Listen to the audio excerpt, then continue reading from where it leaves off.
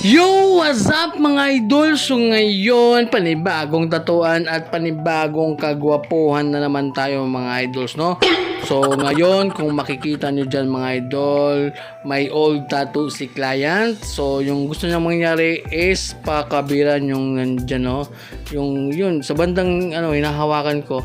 Pero hindi nakasali yung cross mga idol. So yan, dyan magkakabi up tayo dyan, pati yung sa kabila, sa may bandang may red, no? So tapos yung cross, hahayaan na lang natin yun, hindi natin gagalawin. So yan ang request ng ating client na si Boss Idol Justin, no? So syempre salamat sa nag-refer sa kanya. So yung nag-refer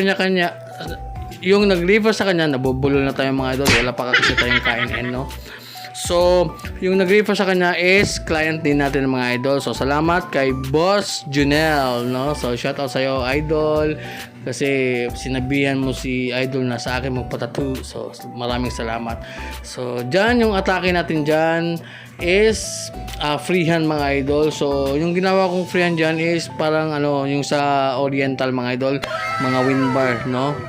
Tapos basta tingnan nyo lang mamaya kung ano yung ating final result at kung makakayanan ba to ni Boss Idol Justin, kasi nga medyo may kalakihan to, no?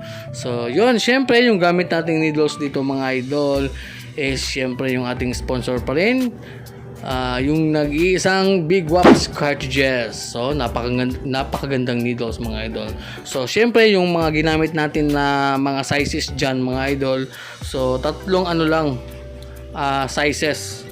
So ang ating lining dyan is 7RS, tapos yung ating shading naman ay 11RM at saka 17RM. So yan yung ating mga needles dyan mga idol.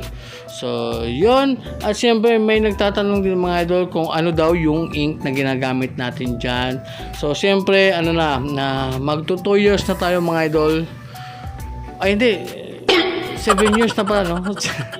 Mag-8 years na pala tayo mga idol na gumagamit ng triple black mga idol. So dynamic triple black. So yan lang yung ink na ginamit natin mga idol. Meron mga ibang brand na minsan din natin ginamit pero hindi ko na tinuloy kasi mas nagandahan tayo sa triple black. So yun, no, si Boss Idol Justin. So after ng 4 hours of session mga idol, or 4 hours of pain, so yan na yung ating final result, diba? So nakabira na natin, tapos talagang gumanda na talaga siya kasi kanina bakante yun tapos may old tattoo na hindi natin malaman kung ano yun, no? So parang ginawa lang ng ewan ko paano ginawa yun. So yun mga idol, maraming salamat at umabot kayo hanggang dito. So maraming salamat at yun, hanggang dito na lang. Ano ba yan?